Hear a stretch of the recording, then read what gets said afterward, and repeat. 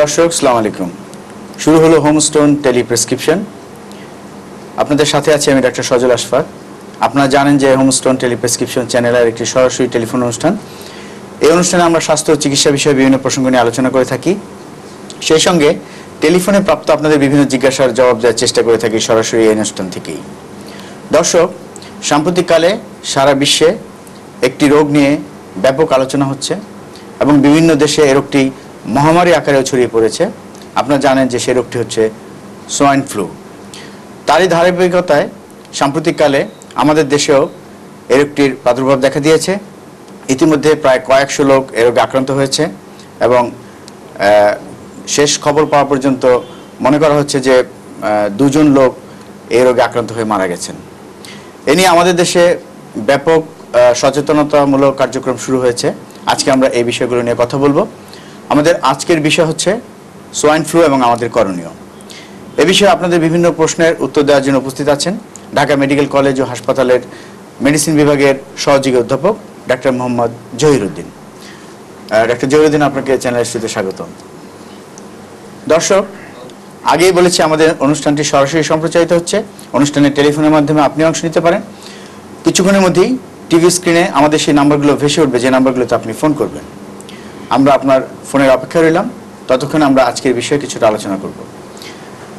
আমরা সাম্প্রতিককালে শুনছি যে ব্যাপক আলোচিত মিডিয়াতে এবং সব জায়গাতে যে সোয়াইন ফ্লু। আসলে বলবেন কি যে আসলে সোয়াইন ফ্লুটা আসলে কি ধরনের ফ্লু? সোয়াইন ফ্লুটা আসলে এক ধরনের ইনফ্লুয়েঞ্জা রোগ। এটা বিশ্ব স্বাস্থ্য সংস্থা এখন এই নামটাকে সোয়াইন ফ্লু ঠিক বলতেছে না। প্রথম দিকে বিজ্ঞানীরা এটা যখন মেক্সিকো এবং আমেরিকাতে ছড়ায় পড়ে তখন মনে করছিল যে এটা সোয়াইন থেকে, দ্যাট ইজ পিগ নামে শুকর থেকে রোগটা আসছে। আচ্ছা আচ্ছা, এই জন্য এটাকে সোয়াইন ফ্লু হিসাবে প্রথম নামকরণ করা হয়। কিন্তু পরে বিজ্ঞানীরা দেখলো যে এটা আসলে এক্স্যাক্টলি সোয়াইন ফ্লু না, এটা ওটা হচ্ছে জেনেটিক্যালি একটু ভিন্ন। এই জন্য এখন এটার বর্তমান নাম হলো প্যান্ডেমিক H1N1 ফ্লু 2009। আর এটা হলো এখন। আচ্ছা, আমরা আমাদের ফোন এসে গেছে, ফোনটা একটু নেই। হ্যালো, আসসালামু আলাইকুম। ওয়ালাইকুম আসসালাম স্যার, আমি একটু জানতে চাচ্ছিলাম যে এই যে রোগটা সোয়াইন ফ্লু, জি, তো সবাই মনে করে একটু জ্বর বা একটু কাশি হলে সবাই যায় ডাক্তারের কাছে, যায় ডাক্তার সোয়াইন ফ্লু হয়েছে কিনা এটা সে প্রমাণ করতে। অ্যাকচুয়ালি এটার সিম্পটমটা কি, সঠিক অর্থে যে এটা কি হইলে কি রকমের জ্বর বা কাশি ইত্যাদি বুঝতে পেরেছি সমস্যাগুলো আছে, এগুলো কি রকমের সমস্যা হলে আমি সত্যি অর্থে বুঝতে পারবো ঘরে বসে যেমন সোয়াইন ফ্লু হয়েছে এখন আমি মেডিকেলে যে। আচ্ছা আচ্ছা, জি জি জি, আমরা বুঝতে পেরেছি। মেডিকেলে সিরিয়াল করে যায়, জি জি জি জি, আমার হয়েছে কিনা আমার হয়েছে কিনা। জি জি, বুঝতে পেরেছি আমরা আপনার প্রশ্ন। ধন্যবাদ, আপনি আমাদের সাথেই থাকুন, আমরা এই বিষয়গুলো নিয়ে আলোচনা করব। ধন্যবাদ আপনাকে প্রশ্ন করার জন্য। আরো একটা ফোন এসেছে, আমার মনে হয় ফোনগুলো নিয়ে নেই। হ্যাঁ, হ্যালো হ্যালো হ্যালো, জি জি বলুন। হ্যালো, জি বলুন, শুনছি। আচ্ছা, সোয়াইন ফ্লু যে রোগটা, এটা কি আমাদের দেশে অনেক ক্ষতি করতে পারে? মানে এর ওষুধ নেই? ওষুধ নেই? হ্যাঁ, ওষুধ আছে, আপনি আমাদের সাথেই থাকুন, আমরা এই বিষয়গুলো নিয়ে কথা বলছি। আচ্ছা, এখন বলছিলেন যে H1N1 ইনফ্লুয়েঞ্জা ভাইরাস দিয়ে হচ্ছে বা প্যান্ডেমিক H1N1। তো সোয়াইন ফ্লু আর এখনকার যেটা আপনারা বলছেন যে জেনেটিক্যালি এই যে ভাইরাসটা, এটা একটা পার্থক্য আছে। ঠিক সোয়াইন ফ্লু বলতে যেটা একসময় বোঝাতো সেটা এটা না। সেটা এটা না। আচ্ছা আচ্ছা আচ্ছা, আমাদের দর্শক যিনি একজন প্রথম প্রশ্ন করেছিলেন যে এটা কি দেখলে আমরা বুঝতে পারবো যে আমার সোয়াইন ফ্লু হয়েছে কিনা, এটা হলো আমাদের দেশে যে আগে থেকে যে ফ্লুটা ছিল সিজনাল ফ্লু বলি, এটা লক্ষণ অনেকটা তার মধ্যে কিছুটা সামান্য বেশ কম থাকতে পারে, থাকে। মানে ফ্লু বলতে হয়তো যেটা আমরা সাধারণ সর্দি কাশি এবং জ্বর সাধারণত 100 ডিগ্রির উপরে জ্বর থাকে এবং সারা শরীরে বিষ ব্যথা করে। বেশি হলো যে সর্দি কাশি এবং কাশিটা হঠাৎ করে শুরু, গলা ব্যথা হবে এবং শরীরে বিষ ব্যথা করবে। এই ধরনের লক্ষণ থাকলে, এখন যেহেতু আমাদের সারা দেশে এটা ছড়িয়ে পড়তেছে, আমরা এই ধরনের লক্ষণ থাকলে আমরা মনে করি যে এটা ফ্লু লাইক সিমটম, এবং এটা হলে আমরা একটা সন্দেহের মধ্যে চলে আসতেছি যে তার হয়তো এই ধরনের ফ্লু হতে পারে। আচ্ছা আচ্ছা, এখন উনি যেটা জানতে চাচ্ছেন যে ফ্লু হলে উনি কি করবে, কোথায় যাবে, আসলে আমরা মনে করি যে মানে এখন সাধারণ ফ্লুর যে উপসর্গ আপনি বললেন যে সর্দি কাশি গলা ব্যথা একটু জ্বর, তার সাথে সোয়াইন ফ্লু নামে যেটা পরিচিত সেটার সাথে কি আরো কোনো অতিরিক্ত উপসর্গ আছে কিনা? কিছু অতিরিক্ত থাকে, অনেক সময় নাও থাকতে পারে। যেমন এই ফ্লুটাতে কিছুটা দেখা যায় যে ওদের বমি বেশি হতে পারে, ডায়রিয়া হতে পারে, এবং কিছু কিছু রোগী অন্যান্য ফ্লুর চাইতে এই ধরনের রোগী, এটা 1%-এরও কম রোগী, তাদের শ্বাসকষ্ট শুরু হয়ে যেতে পারে। এটা হলো এটার জন্য ভয়, আর কিছু না। আচ্ছা আচ্ছা, তারপর বলছিলেন যে এটা হলে করণীয় কি বা কিভাবে? এটা হলে যে উনি যেটা বলছে কি করবেন, এটা রোগ নির্ণয়ের কি পদ্ধতি, এটা হলে আমরা এখন যেটা আমাদের বিশ্ব সংস্থা এবং আমাদের দেশের যে নির্দেশনা, সেটা হলো এই ধরনের লক্ষণ থাকলে রোগী বাসায় থাকবে, রোগীকে সাথে সাথে ডাক্তার কাছে যাওয়া, সাধারণ ফুড যে চিকিৎসা, যে প্যারাসিটামল খাওয়া, অ্যান্টিহিস্টামিন জাতীয় ওষুধ খাওয়া, এগুলা খেয়ে খাবে এবং ঘরের মধ্যেই উনি থাকবে, উনি বের হবে না, মিনিমাম 7 থেকে 10 দিন উনি ঘরে থাকবে। এটা হলো এখনকার রেকমেন্ডেশন। আচ্ছা, আমরা এখানে থাকি, আরেকটা ফোন নিয়ে নিই, আমরা আলোচনা আবার আসবো। হ্যালো, আসসালামু আলাইকুম। হ্যালো, জি ওয়ালাইকুম আসসালাম, বলুন। আমাদের সোয়াইন ফ্লু সম্পর্কে এটা কি বিষয়টা আমরা জানতে চাইতেছি। জি, আপনি আমাদের সাথেই থাকুন, আমরা এই বিষয়গুলো নিয়ে কথা বলছি। বলছিলেন যে ঘরে থাকতে হবে, হ্যাঁ, তো ঘরেও তো আরো ফ্যামিলি মেম্বার আছে, পরিবার অন্যান্য সদস্যরা আছে, তাদের সাথে কি তাদের থেকে আলাদা করা দরকার আছে কিনা? এটা বলা হচ্ছে যে যাদের ফ্লু লাইক সিম্পটম হবে তারা একটা আলাদা ঘরে থাকলেই ভালো, এবং সে নিজে মাস্ক পরে থাকবে, তার যেন হাঁচি কাশি সর্দির সাথে যেন সার্জিক্যাল কমন যে সার্জিক্যাল মাস্ক সেটা পরে থাকবে, তাহলে তার থেকে যেন ঘরের অন্য সদস্যদের না ছড়ায়, এবং সে যেন বাইরে গেলে মানুষের মধ্যে ছড়াতে পারে। এখন তাহলে তার চিকিৎসা হলো প্যারাসিটামল জাতীয় ওষুধ ব্যথার জন্য খাবে, অ্যান্টিহিস্টামিন জাতীয় ওষুধ কমনলি আমাদের দেশে হিস্টাসিন, অ্যালাক্টোড এই জাতীয় ওষুধ খাবে, আর প্রচুর পরিমাণে লিকুইড খাবে, খাওয়ার স্যালাইন খাবে, শরবত খাবে, বেশি পানি বেশি তরল খাবে, হ্যাঁ, এগুলো ঢালাচ্ছে। তবে তার মধ্যে যদি কারো শ্বাসকষ্ট শুরু হয়, কারো যদি জ্বর 3 দিনের বেশি থাকে এবং জ্বরটা খুব বেশি এবং শ্বাসকষ্ট হচ্ছে, বুকে ব্যথা হচ্ছে, বমি বেশি হচ্ছে, সে একটু কথা মানে তার অনেকটা কনফিউশন অসংলগ্ন আচরণ করে, তাহলে তাকে সাথে সাথে হাসপাতালে আসতে হবে। বা যেখানে আমাদের সোয়াইন ফ্লু সারা বাংলাদেশের বিভিন্ন মেডিকেল কলেজে এবং বিভিন্ন উপজেলা হাসপাতালে এখন সোয়াইন ফ্লুর জন্য যে কেন্দ্র খোলা হয়েছে, বিভিন্ন প্রাইভেট ক্লিনিকও করা হচ্ছে, সেসব জায়গায় বিশেষ করে সরকারি সমস্ত প্রতিষ্ঠানে এখন সোয়াইন ফ্লু সম্পর্কে সোয়াইন ফ্লুর একটা কর্নার করা হয়েছে, ওয়ার্ড করা হয়েছে, ওখানে গেলে সবচেয়ে ভালো। তখন আমরা তাদেরকে ডাক্তাররা দেখে যারা ভর্তি তাদেরকে ভর্তি করবে। কিন্তু ল্যাবরেটরিতে এই রোগটা নিশ্চিতভাবে নির্ণয়ের এই মুহূর্তে দরকার আছে কিনা? না, এই মুহূর্তে এখন আমাদের দেশে যেরকম চারিদিকে ছড়িয়ে পড়ছে, এই মুহূর্তে এই রোগ ল্যাবরেটরিতে কনফার্ম করার জন্য কোনো দরকার নেই। আমরা এখন আমাদের যে এখনকার রিকমেন্ডেশন যে এটা যদি লক্ষণ থাকলে তাকে সন্দেহ করতে হবে যে তার ফ্লু লাইক লক্ষণ থাকলে আমরা মনে করতে হবে যে এটা হতে পারে, এটা সিজনাল ফ্লু, এটা হতে পারে। কিন্তু যাই হোক, চিকিৎসা যেহেতু শুধু আপাতত সবার লাগবে না, 99% ক্ষেত্রে চিকিৎসার প্রয়োজন হয় না, মানে অ্যান্টিভাইরাল যে ড্রাগ আছে সেটার প্রয়োজন হয়। আর একটা বিষয় হচ্ছে, ধরুন আজকে একজনের টেস্ট করে তার পাওয়া গেল না, কালকে যে উনি ইনফেক্টেড হবেন না বা সংক্রমিত হবেন না সেটা তো বলা যাচ্ছে, সেটা বলা আছে। কাজেই মানে আমার মনে হয় যে পরীক্ষাটা এই কারণেও বোধহয় না করলে চলে। পরীক্ষাটা এখন কথা হলো আমাদের এত মানে হাজার হাজার মানুষ এফেক্টেড হচ্ছে বা হবে, তখন তাদের সবার পরীক্ষা একবার পরীক্ষা করে আমি নিশ্চিত হলাম সেটা কতদিনের জন্য? হ্যাঁ, এটা তো চলতে না, পরীক্ষা করলে না, যে একবার এই ফ্লু দিয়ে আক্রান্ত হবে, H1N1 যে নতুন যে ভাইরাসটা এটা দিয়ে আক্রান্ত হবে, তার কিন্তু আরেকবার হওয়ার চান্স থাকবে না। কিন্তু যিনি আজকে নেগেটিভ টেস্ট করে দেখা গেল আজকে ওনার হয়নি, কিন্তু ওনার তো 3 দিন পরে আবার হতে পারে, সেটা হতে পারে। এই পরীক্ষাটার এখন প্রয়োজন নেই, এটা এখন একটা অনেকটা এপিডেমিওলজিক্যাল স্টাডির জন্য যে রোগটা এখন আমাদের দেশে আছে, এটা কবে যাবে, চলে যাচ্ছে কিনা, সংক্রমণ কমে যাচ্ছে কিনা, সেটার জন্য রিসার্চের জন্য এখন দরকার, ডায়াগনোসিসের জন্য ওটা দরকার নেই। আমরা চিকিৎসা তাদেরকেই দিব যাদের আপনার এই এখন যে ওই যেগুলো বলছিলাম যে শ্বাসকষ্ট হচ্ছে, বুকে ব্যথা হচ্ছে, তারপরে সিভিয়ার ভমিটিং হচ্ছে, একটু কনফিউশন স্টেট আছে, এদেরকে আমরা চিকিৎসা দিব। আর আমরা যারা কিছু রিস্ক পার্সন আছে, যেমন ধরেন একজনের ডায়াবেটিস আছে, আগে থেকে তার শ্বাসকষ্ট রোগ আছে, হাঁফানি আছে, ব্রঙ্কাইটিস আছে, তারপর ইমিউনোলজিক্যালি সাপ্রেসড, তার যদি এই ধরনের লক্ষণ দেখা দেয়, তারা রিস্কি পারসন, তাদের প্রতি আমরা সতর্ক থাকতে হবে, তাদের চিকিৎসার প্রয়োজন হবে, অ্যান্টিভাইরাল ড্রাগ যেটা সেটা দরকার হবে। আচ্ছা, আমরা আবার আসবো, ফোনটা নিচ্ছি একটু। হ্যালো, আসসালামু আলাইকুম। ওয়ালাইকুম আসসালাম, বলুন ভাই, আমি সৌদি আরব থেকে বলছি। জি বলুন। গতকালকে থেকে আমার একটু গলায় ব্যথা করছে, বুঝছেন, গা একটু ব্যথা ব্যথা হচ্ছে, এটা আমি কি মানে সোয়াইন ফ্লু বলতে পারি? ধন্যবাদ আপনার প্রশ্নের জন্য। ধন্যবাদ। আসলে এটা গলা ব্যথা হলে নানান কারণে গলা ব্যথা হতে হবে, গলা ব্যথাটাই সোয়াইন ফ্লুর একমাত্র লক্ষণ না। আর সৌদি আরবে অন্যান্য এলাকাতে সোয়াইন ফ্লু আছে কিনা সেটা এই মুহূর্তে আমরা ঠিক বলতে পারতেছি না, তবে সোয়াইন ফ্লুর মেইন লক্ষণ হলো সর্দি, তারপরে কাশি এবং জ্বর, গলা ব্যথা এগুলো থাকতে হবে।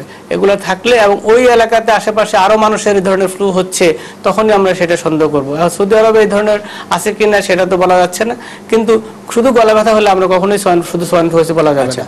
চিকিৎসার প্রসঙ্গে আসে, আপনি বলছিলেন চিকিৎসার কথা যে অ্যান্টিভাইরাল ওষুধ আছে, এটার প্রতিরোধকারী বা প্রতিকারকারী দুটাই ওষুধে আছে।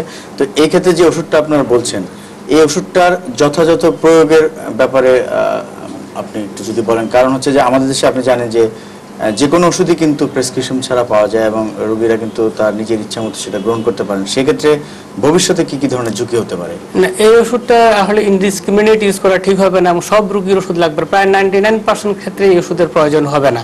বেশিরভাগ রোগী এই ফ্লু মাইল্ড আকারে হচ্ছে এবং এটা প্যারাসিটামল এবং অ্যান্টিহিস্টামিন জাতীয় মানে ওষুধটা যা কাদের লাগবে সেটা চিকিৎসকই নির্ধারণ করবে। এটা ওই দোকানে যায় আমাকে ফ্লু লাইক সিম্পটম হচ্ছে আমাকে ওষুধ দেন, এটা ঠিক হবে না খাওয়া, কারণ তাহলে এই ওষুধটা আবার রেজিস্ট্যান্ট হয়ে যেতে পারে। সেজন্য এই ওষুধ ডাক্তারের প্রেসক্রিপশন ছাড়া এটা খাওয়া ঠিক হবে না। আচ্ছা আচ্ছা।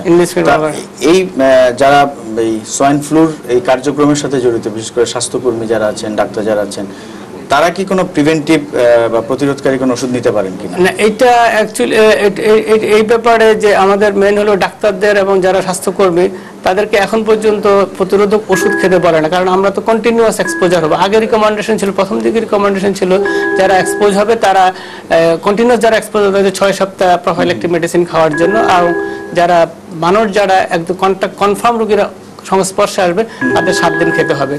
কিন্তু এখন যেহেতু আমরা কন্টিনিউয়াস এক্সপোজারে হব, আমাদের অন্য প্রোফাইল্যাক্টিক ব্যবস্থাগুলো নিতে হবে এটা ছাড়া। আচ্ছা আচ্ছা, আমরা সেগুলো নিয়ে শুনবো।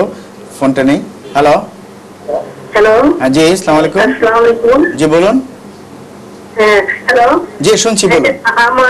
আমার বুকে ব্যথা করে। জি। হ্যাঁ, আর শ্বাস একটু কষ্ট মনে হয়। জি জি।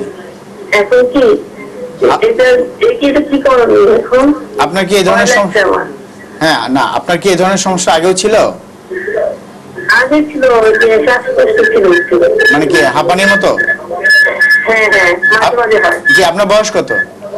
আমার বয়স 35। জি, আপনি কি আগে যে হাঁপানি হতো যখন, তখন সেজন্য আপনি কি চিকিৎসা নিতেন? আমি ডাক্তার দেখিয়েছিলাম, উনি যে ব্যাকটেরিয়াল দিয়েছেন, ওই যে ইনহেলার। আচ্ছা জি, বুঝতে পেরেছি। জি জি, আপনি আমাদের সাথে থাকুন, আমরা আপনার প্রশ্নের উত্তর দেওয়ার চেষ্টা করছি। আচ্ছা, ওনার যেটা সেটা হলো, ওনার তো আগে থেকে হাঁপানি আছে, এখন যদি ওনার সর্দি, হঠাৎ করে সর্দি শুরু হওয়া, সাথে সাথে গলা ব্যথা এবং কাশি নতুন করে শুরু হওয়া এবং জ্বর হওয়া, এই ধরনের লক্ষণ দেখা দিলে তখন আমরা, যেহেতু উনি আগে থেকে হাঁপানি রোগী, তখন ওনাকে আমরা চিকিৎসকের সাথে পরামর্শ করতেই হবে। করে ওনাকে আমরা যদি মনে করি যে ওনার এটা ফ্লু লক্ষণ আছে নিশ্চিত, তখন আমরা ফ্লুর ওষুধ দিতে হবে, অ্যান্টিভাইরাল ডাক দিতে হবে। কিন্তু ওনার এখন যদি খালি বুকে ব্যথা, শ্বাসকষ্ট, এটা তো ওনার আগের রোগটাই হচ্ছে, নতুন করে কোনো ফ্লু হচ্ছে না, কাজে এখানে এটার প্রয়োজন নেই, ওনার আগের চিকিৎসায় ওনার। আচ্ছা, এখন প্রতিরোধ ব্যবস্থাটা আসলে মূল। আমি একটু প্রতিরোধ ব্যবস্থার সময় শুনতে চাচ্ছি যে যারা সুস্থ আছেন, এখনো সংক্রমিত হননি, তারা নিজেদেরকে কিভাবে এ থেকে রক্ষা করবেন? মেন হলো যে প্রতিরোধক ব্যবস্থার মধ্যে যেটা আছে সেটা হলো, প্রথমে হলো যে যারা এখনো সুস্থ আছে তারা এই সাধারণভাবে কিন্তু তারা যখনই হাঁচি কাশি হবে তারা সবসময় রিপিটেডলি সাবান দিয়ে হাত ধোবে, মিনিমাম 20 সেকেন্ড হাত ধোবে। তারপরে ঘন ঘন হাত দিয়ে নাক মোছা, তারপরে নাক ধরা,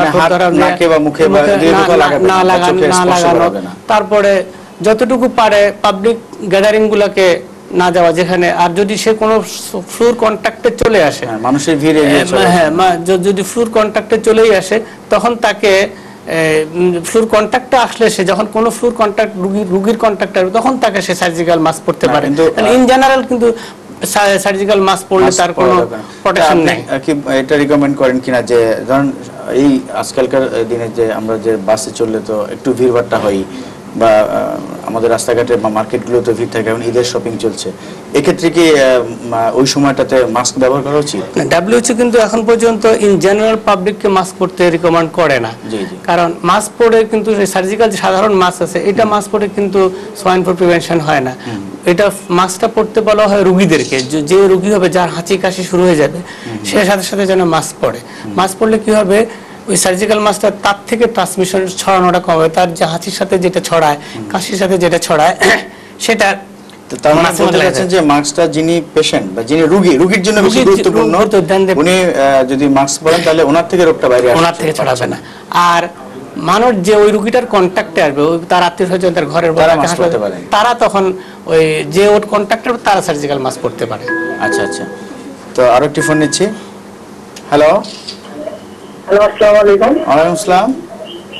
ভাই, এই রোগের লক্ষণটা কিভাবে, উৎপত্তিটা কোথা থেকে হচ্ছে সেটা আমি একটু দয়া করে জানতে চাচ্ছি, বলবেন কি? জি জি, আমরা অবশ্য এই রোগের লক্ষণ নিয়ে আলোচনা করেছি এবং উৎপত্তিটা উনি জানতে চাচ্ছিলেন যে কিভাবে আসলো মানুষের মধ্যে। এই ভাইরাসটা হলে মনে করা হচ্ছে যে ওই সোয়াইন মানে একটা পিগ, যেটাকে আমরা শুকর বলি, তার থেকে এবং বার্ডের ফ্লু আর হিউম্যান ফ্লু, তিনটা ফ্লু মিলে এটা একটা নতুন ফ্লু হয়েছে। মানে তিন ধরনের ভাইরাস মিলে এটা একটা নতুন জেনেটিক ম্যাটেরিয়াল চেঞ্জ করে নতুন একটা ভাইরাস হিসাবে এটা আবির্ভূত হয়েছে। এটা প্রথম ডিটেক্ট হয় এটা মেক্সিকোতে, তারপরে ইউএসএতে, এবং এখন সারা বিশ্বে এটা ছড়িয়ে পড়ছে। এখন মানুষ থেকে মানুষের ছড়িয়েছে। আমাদের দেশে এখন প্রথম দিকে এটা ছিল না, এটা আসছে বাইরের থেকে, হয়তো আমেরিকা থেকে বা যে কোনো জায়গা থেকে আমাদের ট্রাভেল, যারা ওখান থেকে ট্রাভেল করে দেশে আসছে তারাই এটা বহন করে আসছে। আমাদের দেশের উৎপত্তিটা বাইরের দেশ থেকে আসছে। আচ্ছা, এটা সুপ্ত অবস্থায় কতদিন শরীরে থাকতে পারে? হ্যাঁ, এটা হলে যখন ভাইরাসটা ঢোকার পরে এটা 2 থেকে 7 দিন সময় লাগতে পারে। উপসর্গহীন, এরপরে এটা উপসর্গহীন থাকে। আচ্ছা, তারপরে উপসর্গ দেখা দিতে পারে। তো এক্স্যাক্টলি আরেকটা প্রশ্ন, খুব অনেকেই হয়তো এই প্রশ্নটা, যে ঠিক কখন আসলে চিকিৎসকের পরামর্শ নেওয়া উচিত, অথবা ঠিক কখন জরুরি অবস্থা যে হাসপাতালেই চলে যাওয়া উচিত? হ্যাঁ, এটা আমি আগেও একটু বলেছি যে এটা হলো যে একটা পেশেন্টের যখন ফ্লু লাইক সিমটম হবে, যেমন সর্দি, কাশি, হাঁচি এবং বুকে ব্যথা এবং জ্বর হবে, এর সাথে যদি তার শ্বাসকষ্ট হয়, 1 নম্বর কথা হলো শ্বাসকষ্ট শুরু হলে সাথে সাথে সে হাসপাতালে যেতে হবে এবং ফ্লু কর্নারে চলে যেতে হবে। এবং তার যদি বুকে ব্যথা হয়, তার যদি খুব বেশি বমি হয় এবং তার যদি একটু কনফিউশনাল স্টেট ডেভেলপ করে, তাহলে অবশ্যই তাকে হাসপাতালে যেতে হবে। আর বাচ্চা রোগীর ক্ষেত্রে যাদের শ্বাস খুব ঘন ঘন হয়ে যাচ্ছে, তারা খাওয়া দাওয়া বন্ধ করে দিচ্ছে এবং তারা খেলাধুলা যেটা বাচ্চারা করে কর্মকাণ্ড থেকে, তখনই তাকেও হাসপাতালে নিয়ে যেতে হবে। এদের জন্য অবশ্যই হাসপাতাল। আর যারা রিস্ক পার্সন আমরা বলি, যেমন ধরেন একজনের অ্যাডাল্টের মধ্যে যার ফ্লু লাইক সিমটম আছে কিন্তু তার ডায়াবেটিস আছে, তার আগে থেকে হাঁপানি রোগ আছে, তার আগে থেকে ব্রঙ্কাইটিস আছে, আগে থেকে তার ইমিউন ডিফিসিয়েন্সি আছে, এই ধরনের রোগ আছে, তাদেরকে আমরা রিস্ক পার্সন বলি। এবং বাচ্চারা যারা আন্ডার 5 যারা, তারাও রিস্ক পার্সন, তাদেরকেও কিন্তু এরকম সিমটম হলে তাদেরকে আপনি বলছেন যে 5 বছরের নিচে বাচ্চাদের একটু ঝুঁকিতে আছে। তো এই এখন যে সামনে ঈদ আছে, ঈদের শপিং এ তো অনেক বাচ্চারা বিভিন্ন শপিং এ যাবে, তো সেক্ষেত্রে এই ধরনের আমি বলবো যে সমস্ত আমরা যাদেরকে রিস্ক পার্সন বলছি তাদেরকে অবশ্যই পাবলিক গ্যাদারিংটাকে অ্যাভয়েড করা ভালো। বাচ্চাদেরকে মার্কেটে না নেওয়াই ভালো। যারা ঝুঁকির মধ্যে আছে, যাদের শ্বাসকষ্টের আগে থেকে রোগ আছে, ব্রঙ্কাইটিস আছে, হাঁপানি আছে, তাদেরকে মার্কেটে না যাওয়াটাই ভালো। তাদেরকে এই ধরনের পাবলিক গ্যাদারিং তাদেরকে অ্যাভয়েড করাটাই ভালো। এবং ফ্লুর কন্ট্যাক্টে তো আসার প্রশ্নই ওঠে না। এবং এই ধরনের পাবলিক গ্যাদারিং এ তাদেরকে, যারা রিস্কি পার্সন, তাদেরকে না যাওয়াই ভালো। আচ্ছা আচ্ছা, তো বাচ্চাদেরকে নিয়ে মার্কেটে না যাওয়াই ভালো। জি, তো আপনি কি মনে করেন যে আমরা জানি যে সোয়াইন ফ্লু বা ভাইরাল যে কোনো রোগী, এটা সেলফ লিমিটিং ডিজিজ, এটা নিজে নিজেই চলে যায়। তো এই ক্ষেত্রে আপনার অ্যাসেসমেন্ট কি, যে এটা কতদিন থাকতে পারে? আপনি ঠিকই বলেছেন যে এই ভাইরাসটা সাধারণত এটা 7 থেকে 10 দিনের মধ্যে এটা সম্পূর্ণ ভালো হয়ে যায়। তো এই জন্য এবং 99% ক্ষেত্রেই কোনো ওষুধ লাগে না। আমরা শুধু সিমটোম্যাটিক ওষুধ দিই, যেমন ব্যথা হচ্ছে, জ্বর হচ্ছে, এটার জন্য প্যারাসিটামল, সর্দি হচ্ছে এটার জন্য অ্যান্টিহিস্টামিন, এবং আমরা বেশি করে পানি খেতে বলি। এটাতেই দেখা যাচ্ছে 99% ক্ষেত্রে রোগীরা ভালো হয়ে যায়। কিন্তু কারো কারো যেহেতু সমস্যা হতে পারে, যেমন আমরা যে বলছি নিউমোনিয়ার মতো হতে পারে, আরো সমস্যা হতে পারে, তাদের ক্ষেত্রে এই হলো রিস্ক। সেই জন্য ওই ক্ষেত্রে আমরা সাথে সাথে তাকে ওষুধ দিতে বলি। এবং যারা রিস্ক পার্সন তাদেরকে আমরা অ্যান্টিভাইরাল ড্রাগ যেটা আছে আমাদের সেটা দিতে বলি।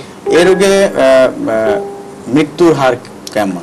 এই রোগে মৃত্যুর হার 1% এরও কম, 0.5% থেকে 1%। এই পর্যন্ত আমাদের দেশে এখন দেখেন, এখন পর্যন্ত গতকালকে পর্যন্ত আমরা 281 জন কনফার্ম কেস ডিটেক্ট করেছে। আর কনফার্ম ছাড়া তো অনেক আছে। এর মধ্যে আমাদের একজন কনফার্ম মৃত্যু হয়েছে, আরেকজনটা আমরা সন্দেহ করতেছি। তাহলে আপনি বুঝতে পারছেন যে এটার মৃত্যুর হার অনেক কম। সেজন্য এটা নিয়ে এত আতঙ্কিত হওয়ার কোনো কারণ নেই। তারপরও আমরা তো চাচ্ছি আমাদের একজন মানুষ না মরুক, সেজন্য আমরা সকল ধরনের প্রচেষ্টা, আমাদের সরকার এবং আমরা সব ধরনের ওই ধরনের প্রচেষ্টা আমাদের থাকবে, আমরা যেন কোনো রোগী যেন মৃত্যুর মুখে না যায়, সেটাই প্রচেষ্টা আছে গভর্নমেন্টের। তো আমরা সাম্প্রতিককালে এই সোয়াইন ফ্লু ভ্যাকসিনের কথা শুনছি, তো আপনি আমাদেরকে একটু আইডিয়া দেন যদি, যে এটার ভ্যাকসিনটা আসলে এখনো কত দূর? এই ভ্যাকসিনটা এখনো গবেষণার পর্যায়ে আছে, যে এটা এখন ট্রায়াল বেসিসে চলতেছে। তো এটা অক্টোবর-নভেম্বর দিকে এটা অ্যাভেলেবল হবে, কিন্তু WHO বলতেছে যে সমস্ত সারা বিশ্বের মানুষের জন্য এটা এই বছরের শেষ নাগাদ তারা অ্যাভেলেবল করতে পারবে। কিন্তু এটা এখন যে পরিমাণে প্রোডাকশন হচ্ছে, ট্রায়াল চলতেছে, এটা উন্নত বিশ্বগুলোই পাওয়ার জন্য আগে থেকেই কম্পিটিশন, এবং সারা আমাদের দেশে আস্তে আস্তে হয়তো এটা অনেক দেরি হতে পারে, বা বছরের শেষ বা সামনের বছরের প্রথম দিকে এই ভ্যাকসিনটা আসতে পারে। তো এখানে একটা কথা বলি যে এখন তো এই সময়টাতে আবার ডেঙ্গুরও কিন্তু প্রাদুর্ভাব দেখা যায়, তো সেক্ষেত্রে কি আপনারা ডেঙ্গু থেকে এটাকে কিভাবে আলাদা করছেন? এটা আপনি ঠিকই বলেছেন যে একই সাথে আমাদের এখন ডেঙ্গুর সিজন চলতেছে, তো আমাদের সবসময় সতর্ক থাকতে হবে। ডেঙ্গুতে সাধারণত জ্বর এবং শরীরে বিষ ব্যথাটা বেশি হয়, চোখের ভিতরে ব্যথা, কোমরে ব্যথা, হাড় ভাঙা জ্বর বলে, কিন্তু সেটাতে সর্দি কাশিটা ওটার লক্ষণ না, সাধারণত সর্দি কাশি থাকে না। যখন এখন সর্দি কাশি হাঁচি এগুলো গলা ব্যথা সহ তার যদি জ্বর হয়, বিষ ব্যথা সারা শরীরে থাকতে পারে, তখন আমরা ফ্লু লাইক সিমটম, সেটাই আমাদের সন্দেহের মধ্যে আসে যাবে যে এটা হতে পারে সোয়াইন ফ্লু। তো ডাক্তার মোহাম্মদ জহিরুদ্দিন, আপনাকে অনেক ধন্যবাদ, আমাদের সময় শেষ, বিদায় নিতে হচ্ছে। আপনাকেও ধন্যবাদ, দর্শক আপনাদেরকেও ধন্যবাদ। প্রিয় দর্শক, এতক্ষণ যারা চ্যানেলের সাথে ছিলেন আপনাদের সকলকে অনেক অনেক ধন্যবাদ এবং কৃতজ্ঞতা। আর মানুষ সবসময় কিন্তু বিভিন্ন রোগকে বিভিন্ন সময় জয় করে এসছে, এবং আমাদের মানুষের এই প্রচেষ্টায় কিন্তু এক সময়কার গুটি বসন্ত, তারপরে পোলিও, এরকম অনেক রোগ আছে যেগুলোকে মানুষ জয় করেছে। আশা করি ডেঙ্গুর মতো এই সোয়াইন ফ্লুকে আমরা জয় করতে পারবো, আমরা এটিকে নিয়ন্ত্রণে নিয়ে আসতে পারবো সচেতনতার মাধ্যমে এবং সতর্কতার মাধ্যমে। সবাই ভালো থাকুন, সুস্থ থাকুন, আল্লাহ হাফেজ।